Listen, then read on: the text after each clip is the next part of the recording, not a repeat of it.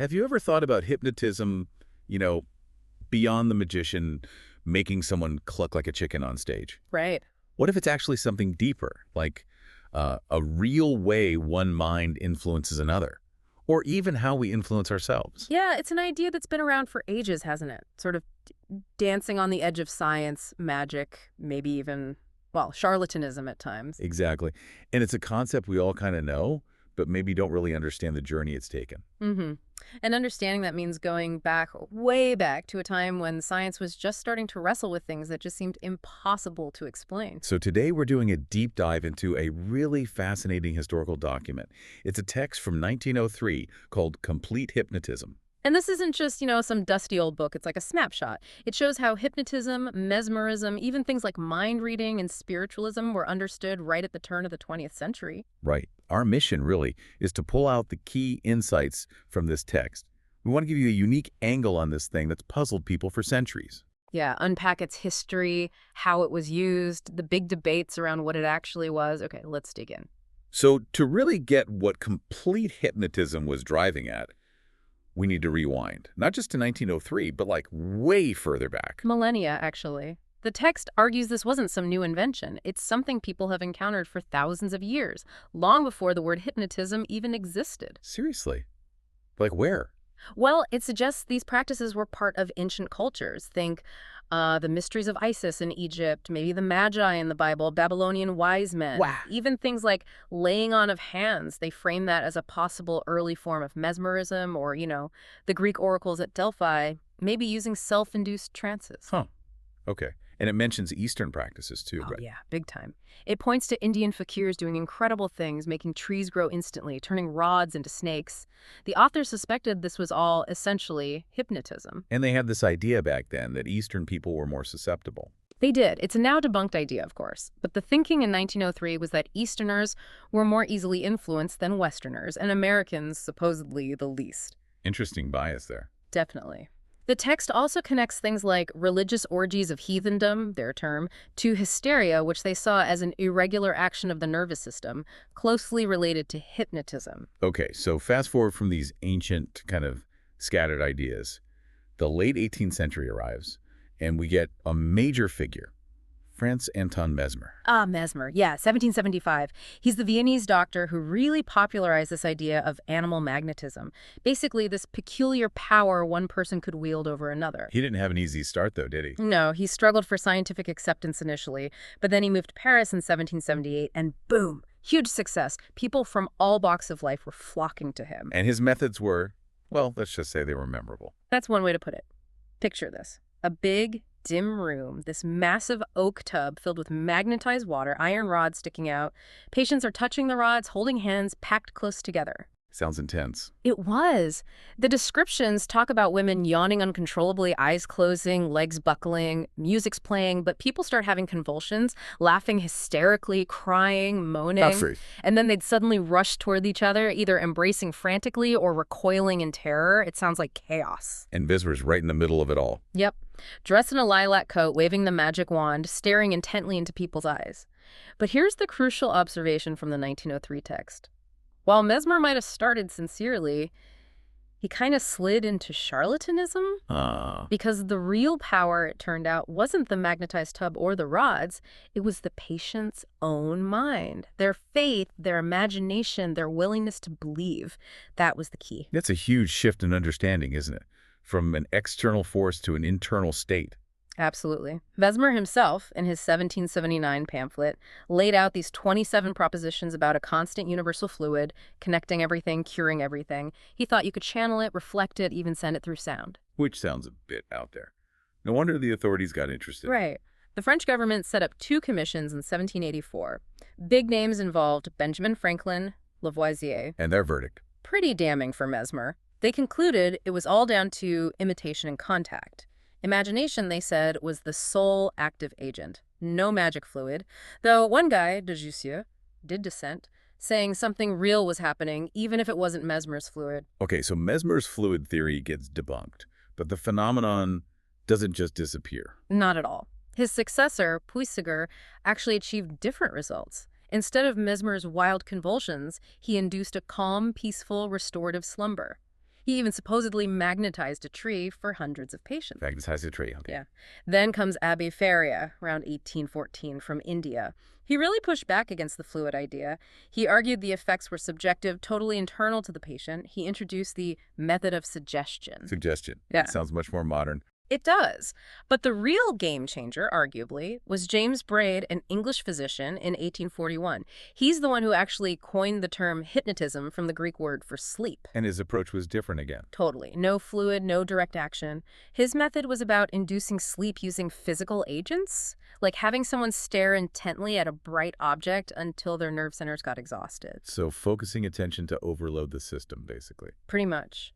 Braid observed subjects going into catalepsy, their limbs staying put wherever he moved them, like wax figures. Oh. And he discovered post-hypnotic suggestion. He even thought he could potentially cure criminal tendencies with commands given during hypnosis. That's a big claim. Huge! But his main conclusion was solid. No fluid. Hypnotism, he argued, was a physiological condition of the nerves, caused by internal stuff, not external magnetism. And the physiologist Carpenter backed him up on that. And the text mentions those susceptibility ideas again.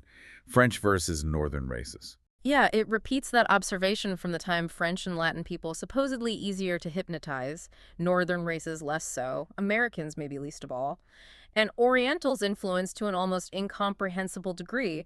Again, very much a reflection of 1903 thinking, not modern science. Got it. So looking back at this whole historical sweep, ancient stuff, Mesmer's flare, Braid science, it seems like they were all tapping into something powerful about the mind, even if their explanations were miles apart. Exactly. The power of belief, of focus, of suggestion, it was all there, just understood differently. Which brings us neatly to, well, how did they actually do it back then? Right. How was hypnotism defined and practiced around 1903? Okay, the core definition was basically an artificially produced sleep. In this state, the person's will is suspended and they become really obedient to suggestions from outside. But not everyone could be hypnotized. No, even then they knew there were limits. The tide is clear. Idiots, babies under 3, and the hopelessly insane couldn't be hypnotized. And the key ingredient was? Concentration. Concentration of attention is described as absolutely necessary. And they observed that people with neurotic or hysterical tendencies were the easiest subjects. Just to clarify, hysteria then meant that irregular action of the nervous system, not the way we might use the word casually today. Okay. And what about the person doing the hypnotizing? Was the operator important? Ah, big debate there. You had Dr. Ernest Hart, an English doctor, arguing the operator was totally insignificant. No special power, no occult influence. He thought anything could do it. Pretty much. He famously said, a glass of water, a tree, a stick, a penny post letter, or a limelight can mesmerize as effectually as can any individual. A clever hypnotist just knew the tricks, physical or mental. But not everyone agreed. No, the French school, represented by someone like Dr. Fauveau de Courmelles, thought differently. They believed some people just couldn't induce sleep. They hinted that maybe some kind of sympathetic fluid was needed and that people might have to find their specific hypnotizer. Like finding the right radio frequency. Sort of. The author of our 1903 text takes a middle ground. No magnetic fluid, they say. But look, some people are just naturally good at this, like good carpenters, while others fail. Success depends on the hypnotist having self-confidence and this power of concentration that they can then kind of impose on others. So they use that vibration analogy, right? Yeah, it's a fascinating way to think about it for the time. The vibration theory. Everything vibrates. Life is a high vibration. The hypnotist is like a musical genius finding the exact resonant frequency of the subject's subjective side, making it tremble and shake, like hitting the right note for the Niagara Falls suspension bridge. A powerful image. So let's get practical. What were the actual methods? Okay, Dr. Koch, aiming at American subjects, listed several. There was a purely mental method. Command eyes closed, mind blank, then suggest they can't open them. Simple enough. Then physical methods. Staring at a coin, a bright object, a mirror, revolving disc. Classic stage stuff, really. Right. Or using passes, waving hands over the head and body without touching while giving suggestions. The classic hypnotist move. Exactly. Then fascination. The hypnotist locks eyes, walks backward, and the subject just follows, mimicking movements. Creepy. A bit. Other physical cues. Soft music, firm pressure on the eye sockets or fingertips, and even belief-based stuff. Giving supposedly magnetized water or having them wear magnetized belts. Whatever works, I guess. Seems to be the principle. Then you have stage hypnotists like Dr. Herbert Flint. His method started with calm chat to build trust, saying hypnotism is harmless. Then an intense stare, droning on about sleepiness, and finally, a sharp, assertive sleep. Confidence was key there. Definitely. French hospitals had their own techniques, too. Dr. Burke apparently stumbled onto inducing catalepsy just by having a patient touch a copper door handle. Pure accident. Oh. And Dr. Louise had this automatic gadget, revolving mirrors reflecting sunlight to tire out the eyes. It induced sleep just mechanically, no words needed. Like a machine hypnotist. Sort of. And Dr. Lee Boat at Nancy. His power was apparently his personality, his profound conviction, his passionate voice. He'd put his hand on the forehead, say, "You are going to sleep," close their eyes, and fire off rapid healing suggestions. It's a very different style. Very. And then there's the Hindu silent method.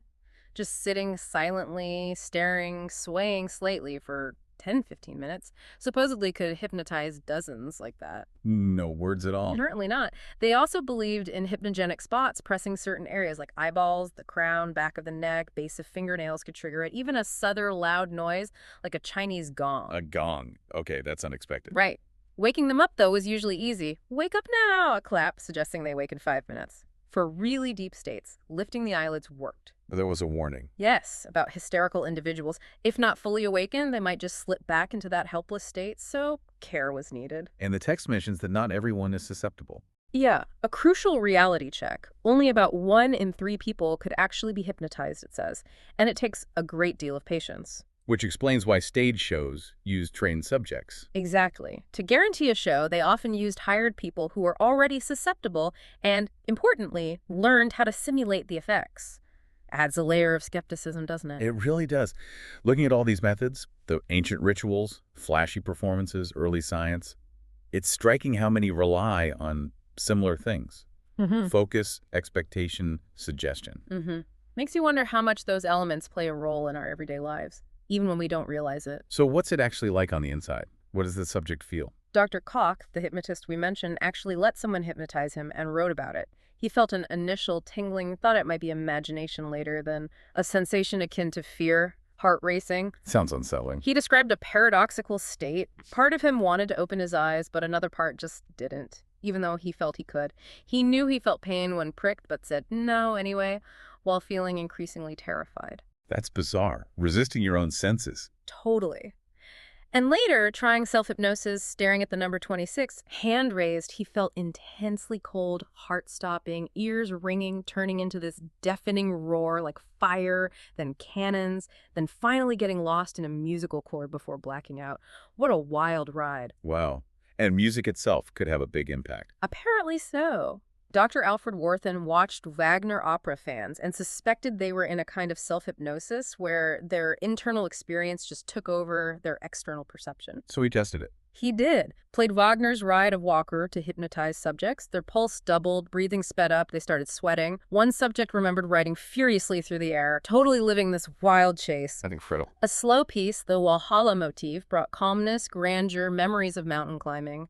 But an intense scene from Brunhilde. Slow, irregular pulse, gasping cold sweat. And the key was the hypnotic state itself. Exactly.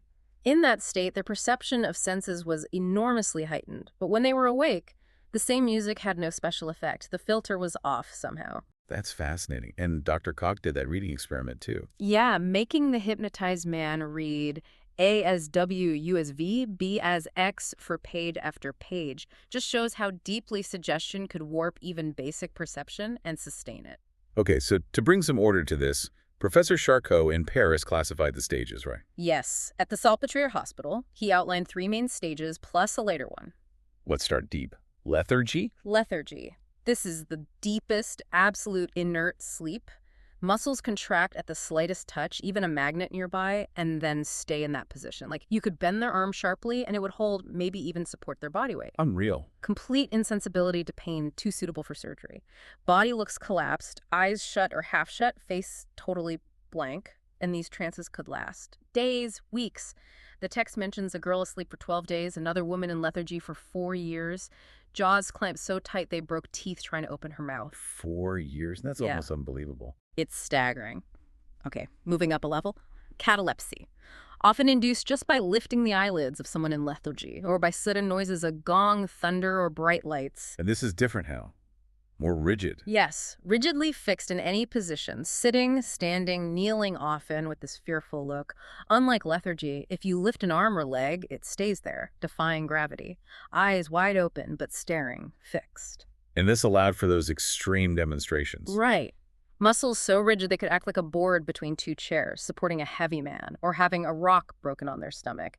They could even make one side of the body lethargic and the other cataleptic simultaneously. Okay, that's just weird. It gets weirder. In catalepsy, control was often through gestures, not words. Open the operator's hands, the subject smiles. Clench fists, the subject looks angry. They'd mimic movements, and their emotions would reflect music or pictures shown to them. But they didn't actually feel it. Apparently not. No memory on waking.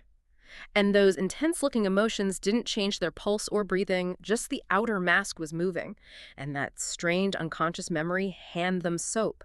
They mime-washing, with no conscious idea why. Okay, next stage. Closer to waking. Somnambulistic stage. Eyes open, they answer questions, but their voice might change. Here, they're susceptible to induced hallucinations, like hallucinations of insanity, just based on verbal command. But memory is enhanced here. Exalted, the text says. They forget things when they wake up, but rehypnotize them and they remember perfectly. You could even command them to remember upon waking. They might recall tiny details from years ago, but only while hypnotized. So not just an automaton anymore. No, more like a real personality with likes and dislikes. The operator's tone really matters. But importantly, their will isn't totally gone. They might hesitate or refuse commands that clash with their character, like refusing a suggested amputation leading to hysterics. It shows the core self still resists, somewhat. And those weird perception tricks. Seeing different things with each eye. Yeah, seeing a picture on a blank card with one eye while the other sees nothing, or getting conflicting suggestions in each ear, sunny day, rainy day, and having their face show both expressions at once. Mind-bending stuff about how perception works. And the lightest form. Fascination. Induced just by staring at a bright spot. They enter a stupor, follow the operator, imitate them, obey suggestions, but without that waxy, cataleptic pliability. Stage performers use this weakened resistance with the audience's gaze, then hit them with an intense stare and command. Wow. Thinking about all these stages, the mind's flexibility or plasticity is just incredible. That line between conscious and unconscious seems so thin, so easily manipulated by perception. It really makes you question the nature of reality itself, doesn't it? Definitely. But the text doesn't shy away from the negatives, the darker side. Yeah. It talks about deception being common. Yeah, it pulls no punches there. Deception is very common, especially among those it labels hysterical neuropathic individuals, suggesting they were often morally as well as physically degenerate and just craving attention. That's harsh language. Very 1903. It even suggests studying hypnotism could mess with your ability to tell truth from delusion, and that professional subjects might start as unconscious deceivers and become conscious ones for money. Any specific examples? Oh, yeah. The contested W accused her maid of poisoning her, but it turned out the Comtesse tied herself up and poured the poison herself. A complete setup. Good Lord. Then there's Ulysses in 1886, calmly robbing a shop like he owned the place, acting bewildered when caught, falling asleep during questioning, and getting released for irresponsibility. Clever in a disturbing way. And the Boston shoplifter, wealthy, educated lady stealing stuff she didn't need, just feeling encouraged by getting away with it. So detecting fakes was hard. Incredibly hard. Pinpricks for pain, unreliable, monitoring pulse. Some people could control those things, even fleshing their skin at will or regulating breathing to fake death. So even scientists could be fooled. Easily. The text admits trained subjects in Paris. Hospitals knew they were deceiving scientists, rehearsing their acts, coaching each other. Being a hypnotical subject became almost a job title. Leads to skepticism, right? It even mentions the honest oublier whom his somnambulist Emily cheated for 4 years consecutively. Oh, years. And maybe the biggest example of deception involved Dr. Louis in Paris. He claimed amazing results. Tiny vials of stuff like coal dust or brandy placed on the neck could induce suffocation or drunkenness without suggestion. He even thought magnets could transfer illness. Sounds pretty far-fetched now. Dr. Ernest Hart thought so too. He was the skeptical English student who set out to expose it. Brilliant stuff. What did he do? He gave a subject, Marguerite, a tube of harmless cherry laurel water, but told his assistant with an earshot that it was alcohol. Marguerite instantly started acting drunk. No way. Then he gave her actual alcohol, but told the assistant it was valerian, a substance thought to induce cat-like behavior. Sure enough, Marguerite starts spitting, scratching, meowing. Perfect cat performance. So it was all suggestion. Exactly. Hart did similar tests with magnets, some real, some fake. Marguerite always reacted to what she was told they were. Hart's conclusion: Dr. Lewis was totally deceived. His amazing discoveries were nothing, just suggestion. A powerful lesson in scientific bias and the power of belief. Which leads to that really scary question. Criminal suggestion. Could you make someone commit a crime using hypnosis? That was the big fear. Could post-hypnotic suggestion make someone mail a blank letter months later? Sure. Could you hypnotize someone against their will? Some claimed so. And Dr. Lewis, even after being fooled, was making scary claims about this. Yeah, really alarming stuff. That a subject, totally passive, could be forced to sign wills, make false accusations, even help with a fake murder. And those laboratory crimes, getting someone to steal a watch in an experiment, often worked. That there was a counter-argument. Strong one. Okay, someone with nothing might give away anything if told. But would a rich merchant sign away their fortune? Probably not. The stakes matter. Dr. Koch tested this too, didn't he? He did, very cleverly. Told a hypnotized girl water was a lighted lamp and a broom was an enemy. She threw the water violently. Suggestion worked for harmless stuff. But then he upped the ante. Right. Gave her a real lit lamp, told her it was water, and told her to throw it at a real man, told her it was her brother on fire. What happened? She hesitated, wavered, and then became very hysterical. Refused. Same thing with a weapon. Cardboard dagger. She struck. Real open pocket knife. Hesitated and had another hysterical attack. Refused again. So limits, strong limits. Koch concluded they might harm themselves, but couldn't be made to harm others or commit arson. He also felt no one could be hypnotized against their will by someone they found repulsive. And the general consensus back then? Pretty clear. If someone's already inclined towards a crime, maybe a familiar person could nudge them. But if the act or the hypnotist is repugnant, absolutely refuse, the text flatly states, absolutely no well-authenticated case of crime committed by a person under hypnotic influence. Professor William James had a theory about this. Yeah, he said the will is just in abeyance, like normal sleep. Anything really unusual or against their nature wakes the will right back up. Post-hypnotic suggestion is much weaker. And interestingly, subjects under delusion are often more aware of reality. They see the line but pretend it's not there. Yeah, and the ethical argument. Basically, if hypnotism could turn good people bad, it should easily turn bad people good, but you don't see that happening. So, absolutely powerless to fundamentally change character. A person's self-interest and fear of consequences are a sure guarantee against real harm. It really demystifies a lot of the fear around hypnotic control. Okay, let's talk dangers. Yeah. What were the risks seen for the person being hypnotized? The text is pretty blunt. It calls hypnotism akin to hysteria and other forms of insanity, even a type of experimental insanity. It claims good subjects lack perfect mental balance, and that repeated hypnosis makes you more susceptible, easily triggered by something random like a shiny doorknob. Plus, it's nervously very exhausting, causing headaches. So the takeaway was, repeated sessions could lead to nervous exhaustion, like chronic stress. And crucially, don't let just anyone hypnotize you, especially someone inferior or untrustworthy, because you become more easily influenced. which led to a strong stance against public shows. Absolutely. Condemned as highly obnoxious, highly dangerous, compared to getting people drunk on stage or exhibiting the mentally ill for profit. Honest, white-minded people do not do those things, it says. Why so dangerous? Fear of amateurs trying it out, causing harm, suffocation, convulsions, or leaving someone stuck in a trance. Like that poor waiter magnetized by a traveling salesman stuck for 2 days. Oh my goodness. Reports linked clumsy use to idiocy, madness, epilepsy. Like a professor hypnotized so often by his students he had to quit teaching. And Dr. Hart had that personal story. Yeah, he casually hypnotized a woman for a cough, and she became hyper-suggestible to him, falling asleep whenever she thought he wanted her to, even when he wasn't trying.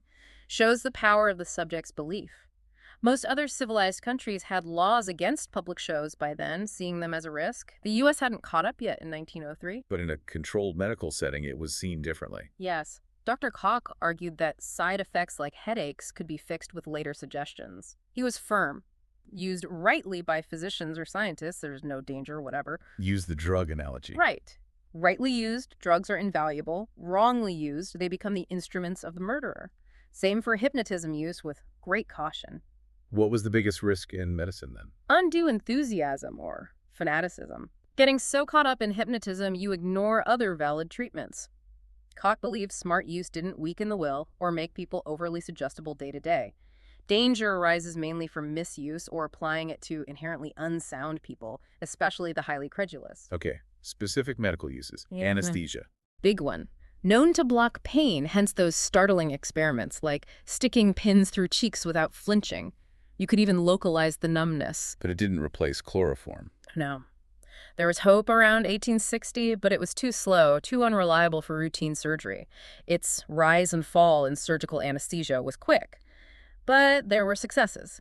Dr. Fort, 1887, removed a tumor from a forehead, painlessly, in under a minute. Patient perfectly still, felt nothing.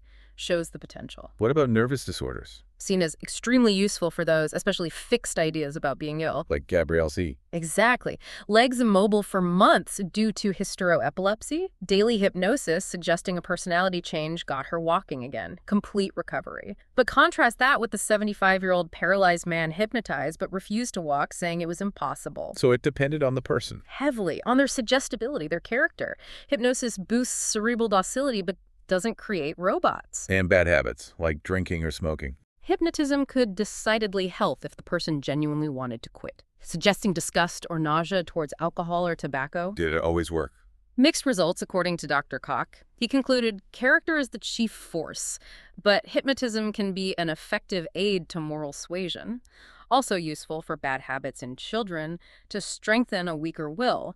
It really paints a picture of a powerful tool, but one needing responsible hands and realistic expectations. Now, moving beyond the physical body, the text talks about heightened senses under hypnosis, right? Yeah.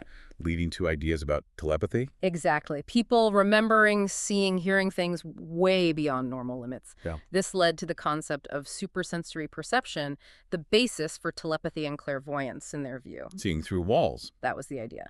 Made slightly less weird, perhaps, by the recent discovery of X-rays.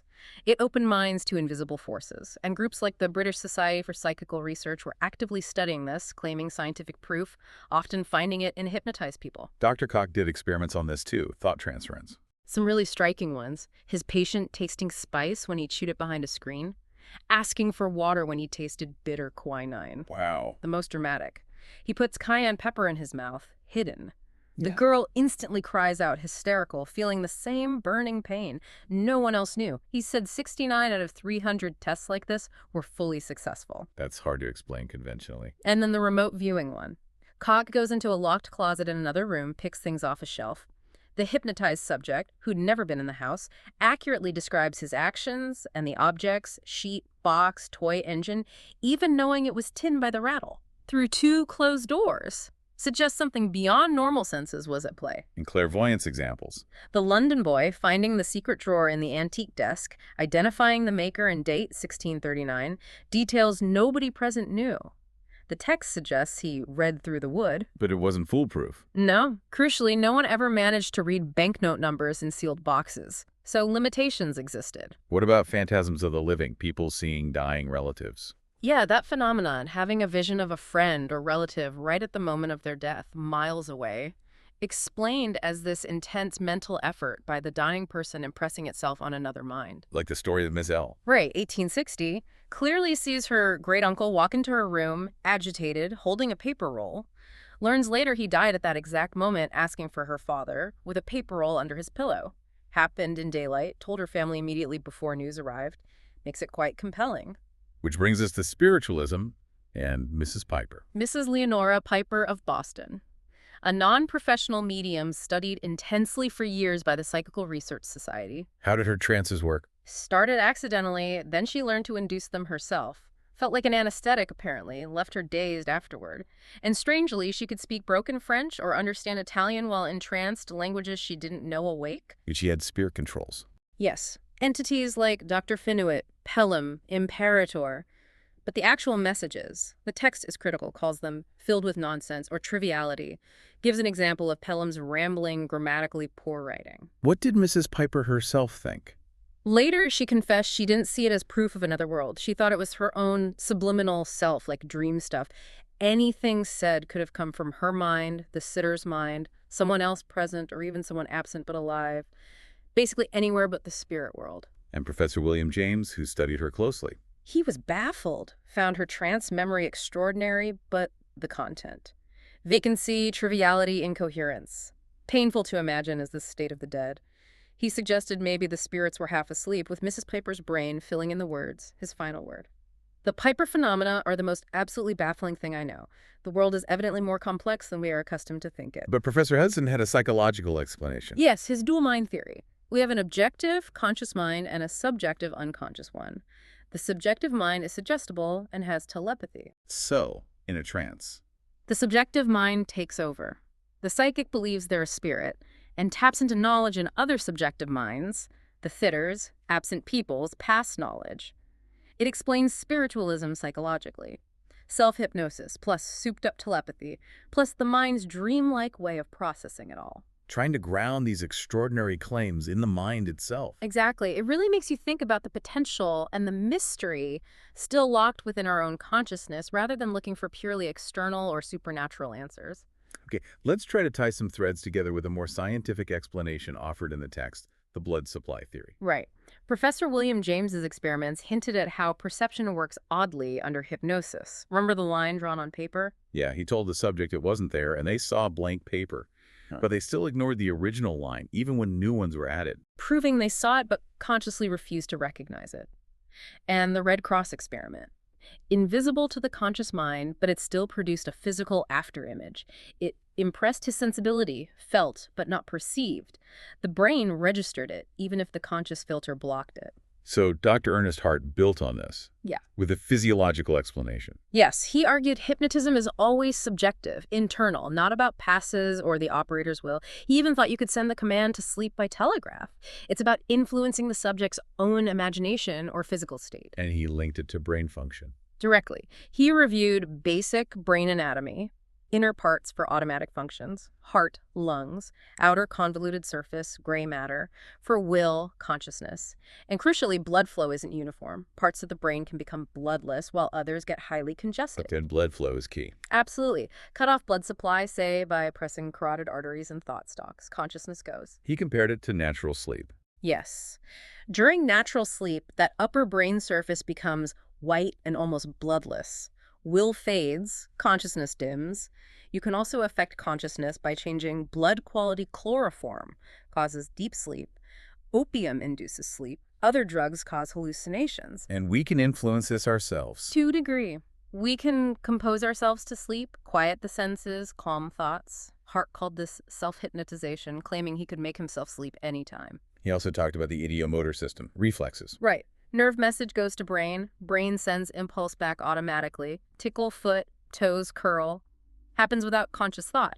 Arteries themselves are muscular, contracting automatically based on stimuli, even when we're unconscious. Like the Hungry Boy example. Perfect example. Sees food, mental impression, automatic nerve signal, blood vessels dilate in salivary glands, and stomach, saliva, and gastric juice flow. All automatic, triggered by an idea influencing blood flow. So Hart's grand conclusion was, forget the operator's will or magic fluids. It's ideas arising in the subject's own mind that are enough to influence brain circulation. This variation in blood supply, shutting off some areas, flooding others, is what produces sleep, hypnosis, hallucinations. and everyday things show this mind-body link. Exactly. Blushing or turning pale from emotion demonstrates we can consciously or unconsciously control blood vessels. Hypnotism, in this view, is just a more profound, directed version of that same mind-over-matter control of blood flow within the brain. It's a compelling attempt to ground all these strange phenomena in something physical, physiological. It really is. It connects the dots from seemingly mystical experiences right back to the nuts and bolts, or perhaps the plumbing of the human brain, underscores the potential power of focused thought. So we've just taken quite a journey through this 1903 view of hypnotism, from ancient whispers and Mesmer's magnetic tubs, To Braid's more scientific approach, the debates, stage shows, the simulations. the medical uses, both promising and cautionary, and those deep dives into telepathy and spiritualism. And we saw the explanations evolve, right? From an external mysterious fluid to something happening inside the brain, linked to blood flow and suggestion. What this journey really highlights, I think, is just how incredibly powerful the human mind was understood to be, even over a century ago. capable of affecting the body, altering perception, maybe even reaching beyond the usual senses. Absolutely. And it leaves us with a provocative thought, doesn't it? If, as Dr. Hart suggested, our own minds can manipulate blood flow to induce these states, and if that subjective mind has capacities like telepathy, what else might be lying dormant within us? What untapped potential is waiting inside your own consciousness? Maybe the most fascinating deep dive isn't just into an old book. But into ourselves.